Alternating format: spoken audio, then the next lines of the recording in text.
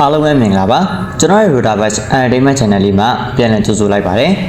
ဒီနေ့ကျွန်တော်ပြပြပေးမယ့်အကြောင်းအလေးကတော့ကမ္ဘာပေါ်မှာအနေအရှိဆုံးကျွန်းတွေလို့သတ်မှတ်ခံထားရတဲ့ကျွန်း၅ကျွန်းအကြောင်းကိုတင်ဆက်ပေးသွားမှာဖြစ်ပါတယ်နံပါတ်1မွေကျွန်းဘရာဇီးနိုင်ငံဆော်ပေါလိုပြည်နယ်ရဲ့ကမ်းလွန်ပင်လယ်မှာတည်ရှိတဲ့ Irata Queimada Grande လို့လူသိများတဲ့ဒီကျွန်းကိုတော့လူတွေကမွေကျွန်းလို့ပဲခေါ်ဝေါ်ကြပါတယ်ဒီကျွန်းကဧရိယာအဖြစ်43ဟက်တာ106ဧကကျယ်ဝန်းပြီးတော့တကယ်ပဲထူးဆန်းပါတယ်လွန်ခဲ့တဲ့နှစ်ပေါင်း1000လောက်ကကဘာကြီးရဲ့ရေခဲခေတ်ပြီးဆုံးချိန်မှာပင်လယ်ရေမျက်နှာပြင်တွေမြင့်တက်လာလို့ပင်မကုန်းမင်းနဲ့တွဲထွက်သွားပြီးတော့တိကျကျွန်းတစ်ခုဖြစ်သွားခဲ့ရတာပါ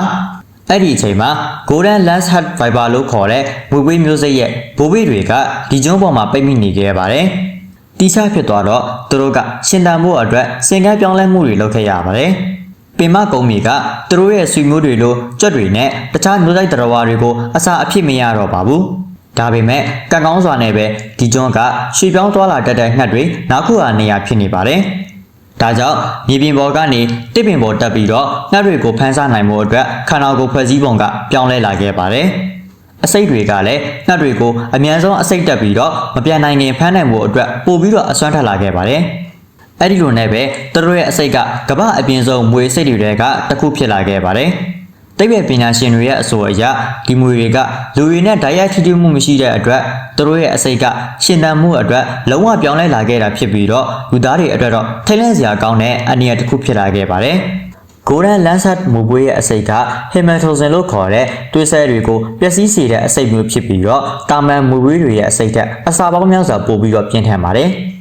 ်အကိုက်ခံလိုက်ရရင်အစိတ်ကသွေးကြောတွေကိုဖျက်ဆီးပြီးတော့ပြင်းထန်တဲ့သွေးရုံစိမ့်မှုတွေကိုဖြစ်ပေါ်စေပါတယ်ဒါကြောင့်ကိုက်ခံရတဲ့နေရာကပြင်းထန်စွာကြောင့်လည်းနော်ပုတ်ပွားတာအရေးတော်သွားနိုင်တဲ့အထိဖြစ်စေပါတယ်ကုသမှုချက်ချင်းမခံယူနိုင်ရင်တောက်ကက်ပျက်စီးတာအုံနောက်တဲ့သွေးရတာမျိုးတွေအထိဖြစ်နိုင်ပြီးတော့တည်ဆုံးဖို့အလားအလာအလိုများပါတယ်ဒီလိုမျိုးအစိတ်ပင်ရတဲ့နောက်ထပ်အကြောင်းရင်းတစ်ခုကတော့ကျွန်းပေါ်မှာမွေတွေရဲ့အရေးအတွက်ကအရမ်းများနေတာဖြစ်ပါတယ်သူတည်တီတွေရဲ့ခမန်းချက်အရဒီကျွန်းရဲ့စတူရိုက်မီတာတစ်ခုစီတိုင်းမှာမွေတစ်ကောင်ကနေ၅ကောင်အထိတောင်ရှိရလို့ဆိုပါတယ်ဒါကကမ္ဘာပေါ်မှာဘယ်နေရာနဲ့မှမတူတဲ့မွေတွေရဲ့ထူးခြားတဲ့တတိယစာပဲဖြစ်ပါတယ်ဒီလိုမွေရည်အတွက်များပြားတဲ့အတွက်အစာရှာရမှာလဲပြန်ဆန်မှုများပါတယ်ဒါကြောင့်သူတို့ကအစာကိုမြင်မြန်ဆက်ဆန်နဲ့အသေးအချာဖမ်းနိုင်မှုအတွက်အစိတ်တွေကိုပုံမပြင်းထန်အောင်ပြောင်းလဲလာကြတယ်လို့သုံးသပ်ကြပါတယ်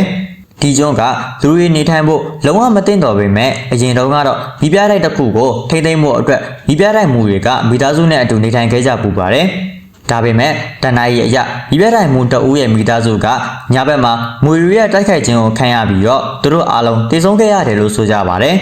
်ဒါကြောင့်1920ခုနှစ်နောက်ပိုင်းမှာတော့ဒီမီပြတိုက်ကိုအလိုအလျောက်လဲပဲတဲ့စနစ်အဖြစ်ပြောင်းလဲလိုက်ပြီးတော့လူသားတွေလုံးဝနေထိုင်ခြင်းမရှိတော့ပါဘူးလက်ရှိမှာတော့ဘရာဇီးအစိုးရကဒီကျွန်းကိုအများပြည်သူသွားလာခွင့်လုံးဝပိတ်ပင်ထားပါတယ်ဒီလိုမျိုးတားမြစ်ရတာကလူတွေရဲ့ဘေးကင်းရဲ့အတွက်တွေမကပဲနဲ့ဒီရှားပါတဲ့ Golden Lancehead မွေမျိုးစိတ်ကိုထိန်းသိမ်းဖို့အတွက်လည်းဖြစ်ပါတယ်ဒီမွေတွေကတဘာဝပတ်ဝန်းကျင်စနစ်ထဲမှာအရေးပါတဲ့အခန်းကဏ္ဍကနေပါဝင်နေပြီးတော့သူတို့ရဲ့အစိတ်ကိုစေဝါထုတ်လုပ်မှုမှာအသုံးပြုနိုင်မလားဆိုပြီးတော့သူတည်တနာတွေလည်းလုပ်နေကြပါတယ်ဒါပေမဲ့လည်းဒီကျွန်းကအခုအချိန်ထိကမ္ဘာပေါ်မှာလူတွေအတွက်အနေအရှိဆုံးနေရာတွေကတစ်ခုအဖြစ်နဲ့ရှိနေဆဲဖြစ်ပါတယ်နံပါတ်2မြောင်းစင်တီနန်ကျွန်းအိန္ဒိယသမုဒ္ဒရာတွေကအန်ဒမန်ကျွန်းတွေထဲမှာရှိတဲ့မြောင်းစင်တီနန်ကျွန်းကကမ္ဘာပေါ်မှာအနေအရှိဆုံးနဲ့ဝင်ရောက်ခက်ဆုံးနေရာတွေကတစ်ခုဖြစ်ပါတယ်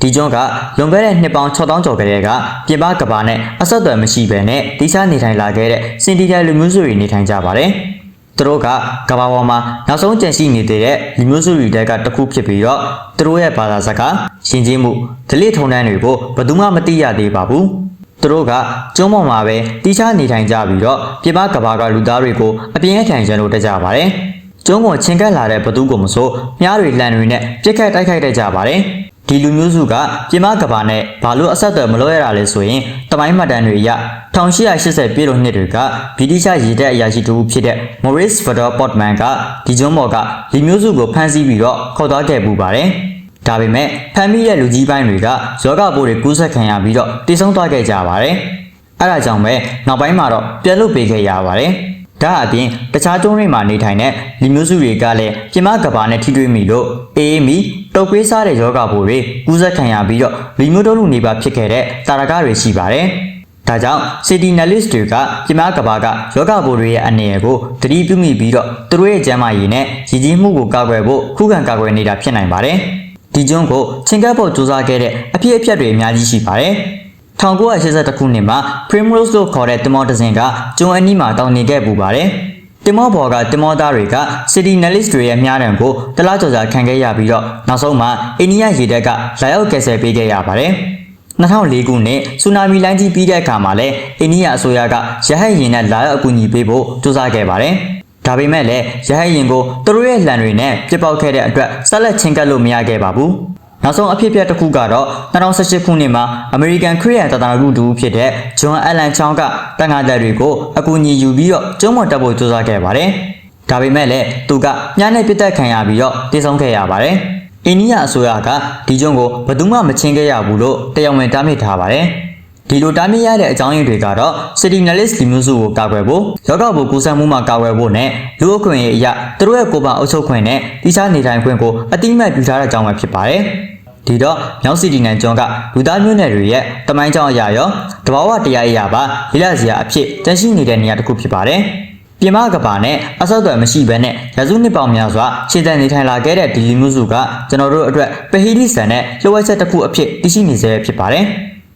နံပါတ်3မီယာဂီဂျီမာကျွန်းဂျပန်နိုင်ငံရဲ့ထူးခြားဆန်းပြတဲ့ကျွန်းတစ်ကျွန်းဖြစ်တဲ့မီယာဂီဂျီမာကျွန်းကတိုကျိုမြို့ရဲ့တောင်ဘက်180ကီလိုမီတာအကွာမှာရှိတဲ့အီဇူကျွန်းစုတွေထဲမှာတည်ရှိပြီးတော့တဘာဝလှတရားနဲ့အနှွေရရှိတဲ့မိသားလှူရှားမှုတွေကြောင့်နာမည်ကြီးပါတယ်။ဒီကျွန်းရဲ့အဓိကအနေကတော့ကျွန်းရဲ့အလဲဘုံမှာရှိတဲ့အိုယာမာမီးတောင်ပဲဖြစ်ပါတယ်။ဒီမီးတောင်ကနှစ်ပေါင်းများစွာကတည်းကအတင်းရင်ပေါက်ကွဲခဲ့ပြီးတော့အပြင်းထန်ဆုံးပေါက်ကွဲမှုတွေကတစ်ခုကတော့2000ပြည့်နှစ်မှာဖြစ်ခဲ့တာပါ။အဲ့ဒီအချိန်ကမီးတောင်ပေါက်ကွဲမှုကြောင့်ကျွန်းမော်ကလူဦးရေ3600ကျော်ကိုအတင်းအကျပ်ရွှေ့ပြောင်းပေးခဲ့ရပါတယ်။လူတွေက9နှစ်နီးပါးလောက်သူတို့ရဲ့နေအိမ်တွေကိုစွန့်ခွာပြီးတော့ပေမကုန်းမော်ပေါ်ကိုပြောင်းရွှေ့နေထိုင်ခဲ့ကြရပါတယ်။2005ခုနှစ်မှာပြန်နေထိုင်ခွင့်ရခဲ့ပေမဲ့လည်းမီးတောင်ကအခုအချိန်ထိအစိမ်းမွေတွေကိုစဉ်ဆက်မပြတ်ထုတ်လုပ်နေစေဖြစ်ပါတယ်။အထူးသဖြင့်ဆာလာဖာဒိုင်အောက်ဆိုက်လို့ခေါ်တဲ့အစိမ်းမွေကလေထုထဲမှာအနေအရှိတဲ့ပမာဏအထိရှိနေပါတယ်။ဒါကြောင့်ဒီကျွန်းပေါ်မှာနေထိုင်တဲ့လူတိုင်းကတဝက်ကမျက်နှာပုံကိုအိတ်ဆောင်အဖြစ်အမြဲတမ်းဆောင်ထားကြရပြီးတော့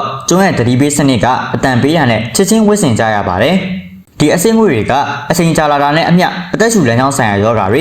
မျက်စိနဲ့ဒီရေပါးဆိုင်ရာပြဿနာတွေကိုဖြစ်ပေါ်စေနိုင်တဲ့အတွက်ကျုံးမဝါနေထိုင်တဲ့သူတွေကကျန်းမာရေးအတွက်သတိထားပြီးတော့နေထိုင်ကြရပါတယ်။ဒါပေမဲ့ဂျပန်အစိုးရကတော့ဒီကျွန်းကိုကမ္ဘာလက်ခီးသွားလုပ်ငန်းအတွက်အနေအရှိတဲ့နေရာတစ်ခုအဖြစ်ကြေညာထားဆဲပဲဖြစ်ပါတယ်။ဒီလိုအနေအရရှိနေပေမဲ့လည်းမီယာဂီဂျီမာကျွန်းကသဘောအလျက်တရားတွေနဲ့ပြင်းလိုက်နေတဲ့နေရာတစ်ခုလည်းဖြစ်ပါတယ်။မီးတောင်ပေါက်ကွဲမှုကြောင့်ပျက်စီးသွားခဲ့တဲ့တစ်ပင်တွေနေရာမှာအပင်အသစ်တွေပြန်ပေါက်လာပြီးတော့ကျွန်းရဲ့ဇီဝမျိုးစုံမျိုးကွဲတွေကလည်းထူးကြပါတယ်။ဥပမာအားဖြင့်မီးတောင်ပြားတွေကြားမှာရှင်းတန်နေထိုင်နိုင်တဲ့ရှားပါးငှက်မျိုးစိဖြစ်တဲ့ Echinothrax လိုမျိုးငှက်တွေအပင်တွေနဲ့တားလိပ်ဆန်တွေကိုတွေ့ရှိနိုင်ပါတယ်။သိပ္ပံပညာရှင်တွေအတွက်တော့ဒီကျွန်းကတဘာဝဘေးအနေနဲ့အစိမ့်တန်းငွေတွေကြားမှာလူတွေနဲ့တက်ရှိတွေဘလို့နေထိုင်ရှင်းတန်နေလဲဆိုတာကိုလေ့လာဖို့အတွက်အကောင်းဆုံးနေရာတစ်ခုဖြစ်နေပါတယ်။အဲ့ဒီကနေထိုင်သူတွေကအနည်းအကိုလက်ခံပြီးတော့သူတို့ရဲ့ဘဝကိုပုံမှန်အတိုင်းနေထိုင်နိုင်အောင်အသားကျနေကြပါပြီ။သူတို့အတွက်ဓဝင်းကမျက်နှာပုံးဆိုတာနေ့စဉ်ဘဝရဲ့အစိမ့်မတစ်ခုလိုတောင်ဖြစ်နေပါတယ်။မီယာဂီဂျီမာကျွန်းကတဘာဝရဲ့အင်အားကြီးမှုကိုပြသနေပြီးတော့လူသားတွေရဲ့ခက်ခဲတဲ့အခြေအနေတွေကိုလာရောက်ညီထွေနေနိုင်စွမ်းကိုလည်းပေါ်ဖော်နေတဲ့ထူးခြားတဲ့နေရာတစ်ခုပဲဖြစ်ပါတယ်။အနေအရှိတဲ့နေရာဖြစ်နေပေမဲ့သူ့ရဲ့ကိုယ်ပိုင်ဆွမ်းဆောင်မှုနဲ့လှုပ်ဝက်ဆန်းကြံမှုတွေကြောင့်စွစားလိုစိတ်ရှိတဲ့ကမ္ဘာလက်ခီးသွားတွေကိုဆွဆောင်နေစေဖြစ်ပါတယ်။နံပါတ်4ဘီကီနီကျွန်းပစိဖိတ်သမုဒ္ဒရာထဲမှာရှိတဲ့ဘီကီနီကျွန်းကလှပတဲ့တန်တာကြောင့်တဲ့ကျူးစုတစုဖြစ်ပေမဲ့လူသားတွေရဲ့နျူကလ িয়ার စမ်းသပ်မှုတွေကြောင့်အမြဲတမ်းနေထိုင်လို့မရတော့တဲ့တမိုင်းကြောင်းတစ်ခုကိုဖန်တီးခဲ့ပါတယ်။ဒီကျွန်းကမာရှယ်ကျွန်းစုရဲ့အစိပ်ပိုင်းတစ်ခုဖြစ်ပြီးတော့နျူကလ িয়ার ခေတ်ရဲ့အစကိုပေါ်ဖော်ခဲ့တဲ့နေရာလို့တောင်ဆိုနိုင်ပါတယ်။1946ခုနှစ်ကနေ1958ခုနှစ်အထိအမေရိကန်ပြည်ထောင်စုကဒီကျွန်းပေါ်မှာဘုံအလုံးပေါင်း23လုံးကိုဖောက်ခွဲဆန်းသပ်ခဲ့ပါတယ်။ဒီစီမံကိန်းကို Operation Crossroad နဲ့ Operation Castle လို့ခေါ်တဲ့နာမည်တွေနဲ့လုပ်ဆောင်ခဲ့ပြီးတော့ကမ္ဘာအကြီးဆုံးဘုံတွေကိုဒီနေရာမှာဆန်းသပ်ခဲ့တာဖြစ်ပါတယ်။ဒီဆန်းသပ်မှုတွေထဲမှာအထင်ရှားဆုံးနဲ့အပြင်းထန်ဆုံးကတော့1954ခုနှစ်မတ်လ1ရက်နေ့မှာဖောက်ခွဲခဲ့တဲ့ Castle Bravo လို့ခေါ်တဲ့ Hydrogen ဘုံဆန်းသပ်မှုပဲဖြစ်ပါတယ်။ဒီဘုံကအမေရိကန်ရဲ့ခံမှန်းထားတာတဲ့အစာပေါင်း1000ကျော်ပေါက်ကွဲအပြင်းထန်ခဲ့ပြီးတော့15မဂါတန်အင်အားရှိခဲ့ပါတယ်။ဒါကဟီရိုရှီမာကိုပုံကျဲခဲ့တဲ့အင်အားထက်အစာပေါင်း1000ကျော်နီးပါးပိုပြီးပြင်းထန်ပါတယ်။ ပောက်ကွဲမှုကြောင့်ဖြစ်ပေါ်လာတဲ့အေယာမတိတ်လုံးကြီးတွေကအမြင့်မိုင်20အထိ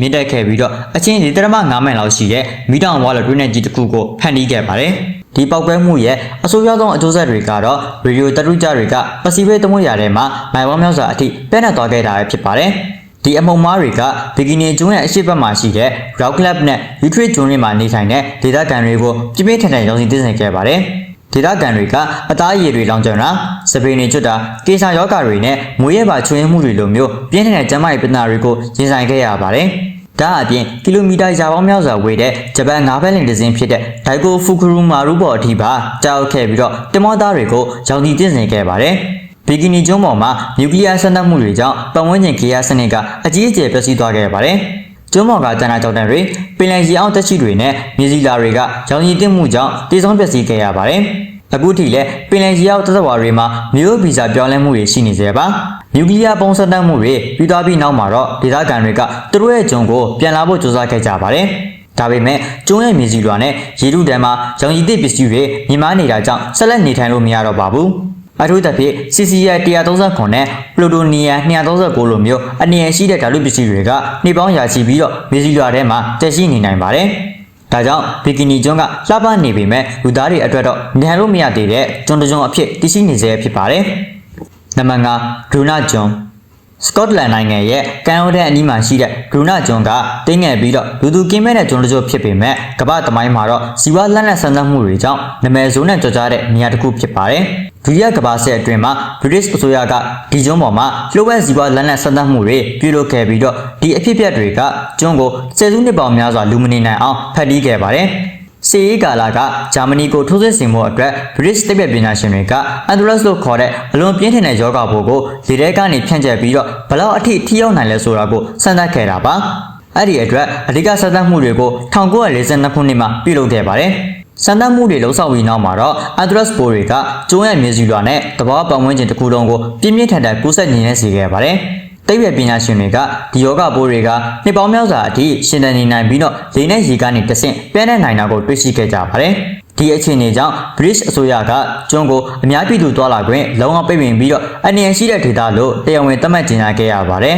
။ကျွန်းကိုလုံခြုံရေးတပ်ဖွဲ့တွေနဲ့စောင့်ကြည့်ခဲ့ရပြီးတော့ဘယ်သူမှမချင်းကပ်နိုင်အောင်တားဆီးခဲ့ရပါတယ်။ဒီလိုပိတ်ပင်ထားခဲ့တာကဆယ်စုနှစ်ပေါင်းများစွာကြာမြင့်ခဲ့ပါတယ်။1980ပြည်လို့နှစ်တွေရဲ့အစောပိုင်းကာလမှာတော့ British အစိုးရကကျွန်းကိုတန့်စင်ဖို့အတွက် Operation Dark Harvest လို့ခေါ်တဲ့စီမံကိန်းကြီးတစ်ခုကိုစတင်ခဲ့ပါတယ်။ဒီစီမံကိန်းမှာကျွမ်းကျင်ပညာရှင်တွေကကျွန်းရဲ့မျက်နှာပြင်တစ်ခုလုံးကို formaldehyde လို့ခေါ်တဲ့ပြင်းအားမြင့်ဓာတုပစ္စည်းတွေအသုံးပြုပြီးတော့ပိုးတက်တန့်စင်ခဲ့ကြပါတယ်။ဒီလိုဓာတုနီနဲ့တန့်စင်ခဲ့တာအပြင်အစိမ့်သိမ့်နေတဲ့မြေစီလာအပေါ်ယံတွေကိုပါဖယ်ရှားခဲ့ကြပါတယ်။နှစ်ပေါင်းများစွာကြာမြင့်ခဲ့တဲ့ဒီတန်းစီရဲ့လုပ်ငန်းပြီးတဲ့အခါမှာတော့1990ပြည့်နှစ်မှာ British ကာကွယ်ရေးဝန်ကြီးဌာနကကျွန်းကိုယောဂပိုးကင်းစင်ပြီးတော့တရားဝင်ကြေညာခဲ့ပါတယ်။ဒီလိုကြေညာခဲ့ပေမဲ့လည်းဒီအဖြစ်အပျက်ကဇီဝလက်နက်ဆန်းသတ်မှုတွေရဲ့ရည်ရှိအကျိုးဆက်တွေကိုပြသနေတဲ့အထင်ကရဥပမာတစ်ခုအဖြစ်နဲ့တင်ရှိနေစေဖြစ်ပါတယ်။လက်ရှိမှာတော့ကျွန်းကို level ခွင့်ပြုထားပေမဲ့လူတွေအများစုကတော့ဒီကျွန်းရဲ့တမိုင်းကြောင့်သတိထားနေကြစေဖြစ်ပါတယ်။ဂရူနာကျွန်းကလူသားတွေရဲ့အမားတွေနဲ့လျှို့ဝှက်စီမံကိန်းတွေရဲ့